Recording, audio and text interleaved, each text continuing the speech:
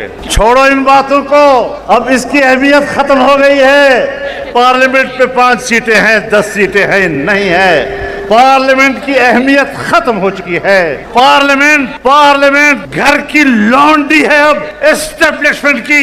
अब ऐवान की हैसियत नहीं, अब इस मैदान की अहमियत है, इस मैदान की हैसियत है। ये मैदान जिंदा है तो हम जिंदा हैं। तुम जानो और तुम्हारे ऐवान जाने। अय्याशियां करते रहो, हम तुम्हारे इस तरह के जाली ऐवानों को अपने ठोकर के नोक पर रखें।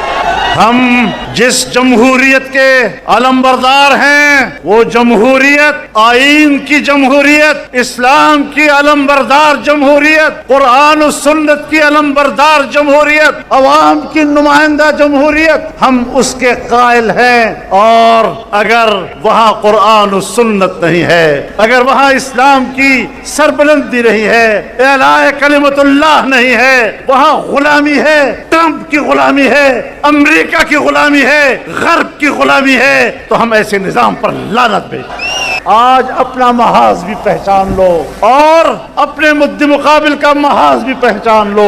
जहां बेहयाई को फरोग दिया जा रहा है, जहां मगरिब की तहजीब को फरोग दिया जा रहा है, जहां उरियानियत को फरोग दिया जा रहा है, और इस उरियानियत को ये लोग अपने लिए बायस फख्र समझते हैं। जिस उरियानियत को ये रोशन ख्याली से ताबीर करते हैं, हमने उसके मुकाबले में आवाज बुलंद की है। ये तुम्हारी रोशन ख्याली हमारी नजरों में तारीकी है, जिहालत तारीकी है। हम इससे मरूब नहीं होते, हमने इसको शिकस्त दे दी है और तुम्हारे एजेंडे को नाकाम बना दिया। आपका मुस्तकबिल ट्रंप की सियासत नहीं है, आपका मुस्तकबिल यहूद की सियासत नहीं है, आपका मुस्तकबिल हुनूद की सियासत नहीं है, आपका मुस्तकबिल मुफ्ती महमूद सियासत। मेरे मोहतरम दोस्तों, जब पाकिस्तान टूट गया, किस बुनियाद पर टूटा? अवाम की अक्सरियती वोट, अक्सरियती राय का फैसला तस्लीम नहीं किया गया। अवाम के मुंतखब पार्लियामेंट का इजलास उस वक्त के जनरल यहिया खान ने कहा था कि नहीं बुलाना,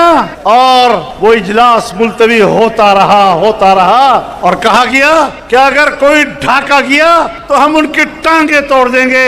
ये मुफ्ती महमूद था जिसने अपने वफ्द की क़ियादत करते हुए ढाका की सरजमीन पर कदम रखा और कहा मैं मुल्क को तोड़ने नहीं दूं। लेकिन जब बड़ों ने फैसला कर लिया था, मुल्क टूट रहा था, पाकिस्तान बचा कुचा पाकिस्तान वजूद में आया, 1 यूनिट टूटा, सूबे सरहद वजूद में आया, तो उसके पहले वजीर आला मुफ्ती महमूद बने। और ज्यादा लंबा अरसा नहीं गुजरा, 9 महीने के बाद जमहूरियत पर सब खून मारा गया, बलोचिस्तान की हुकूमत तोड़ी गई, और जब बलोचिस्तान की हुकूमत तोड़ दी गई तो यहाँ सूबे सरहद की हुकूमत के वजीर आला ने एहतजाजन इस्तीफा दे दिया। और फिर यहाँ आईन बना, पाकिस्तान का पहला आईन, वो पाकिस्तान जिसे सरजमीन बे आईन कहा जाता था, उस सरजमीन को आईन दिया गया, और पहली मर्तबा इस आईन में करार दिया गया कि इस्लाम पाकिस्तान का ममलुकती मजहब होगा। इस आईन में यह करार दिया गया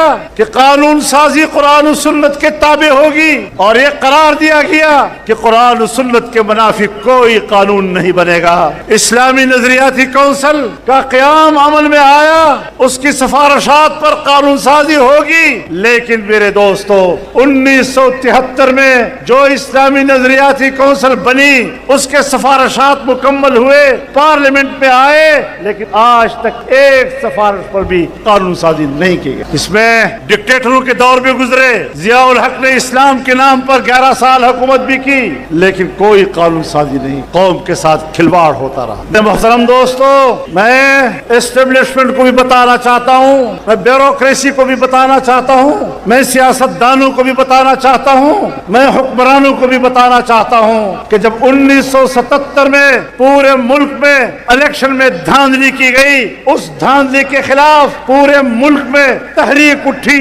اس تحریک کی قیادت مفتی محمود نے کی تھی۔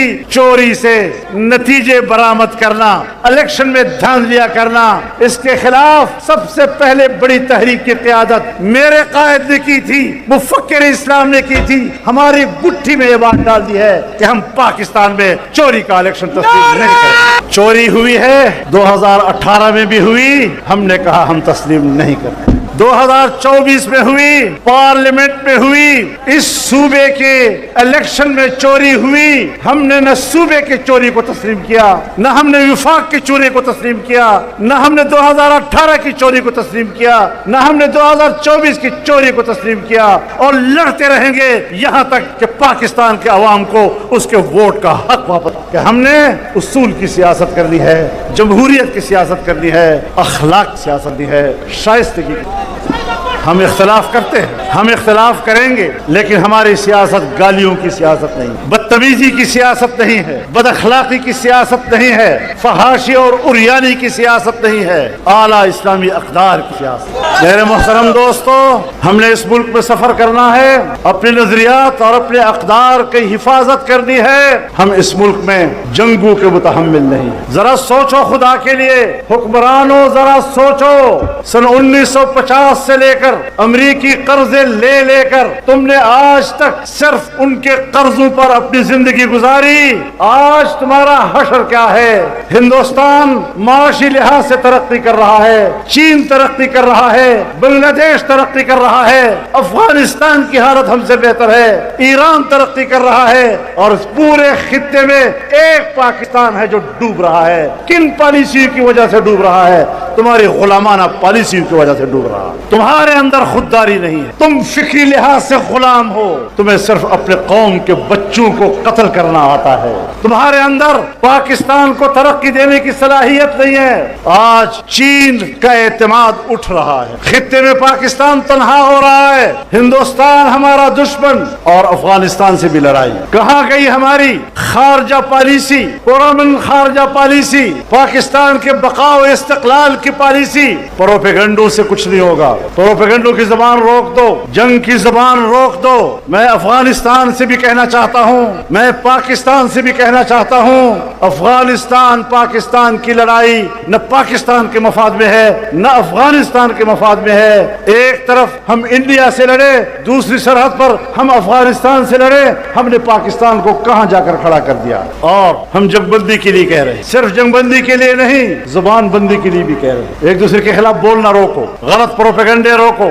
ایک بھی کہتا ہے میں بے گناہ ہوں، دوسرا کہتا ہے میں بے گناہ ہوں، ایک کہتا ہے میں بھی صرف دفاعی جنگ لڑ رہا ہوں، دوسرا بھی کہتا ہے میں دفاعی جنگ لڑ رہا ہوں۔ ان چیزوں سے کام نہیں بنتا۔ جمعیت علماء اسلام پہلے بھی کردار ادا کر چکی ہے، اور اس سفارتی کردار میں ہم نے کامیابیاں حاصل کی ہے۔ تمہاری پوری وزارت خارجہ جو مقصد حاصل نہیں کر سکی، وہ پاکستان کی ایک سیاسی جماعت نے حاصل کی، اور جب تم نے الیکشن میں دھاندلی کی اور جمعیت علماء اسلام اپوزیشن میں بیٹھی، بنی بنائی باتیں تمہارے ہاتھ میں بگڑ گئی۔ تمہارے اندر تو معاملات، طے شدہ معاملات کو آگے بڑھانے کی اہلیت و صلاحیت بھی نہیں ہے۔ ہم آج بھی دونوں ملکوں کے درمیان معاملات کو ٹھیک کرنے کے لیے کردار ادا کرنے کو تیار ہیں، لیکن اس کردار کے لیے ماحول دینا پڑے گا۔ دنیا چاہتا، امریکہ چاہتا ہے، مغرب چاہتا ہے کہ افغانستان میں اسلام کیوں آیا، امارت اسلامیہ کیوں قائم ہوئی، ان کے پیٹ میں درد ہے۔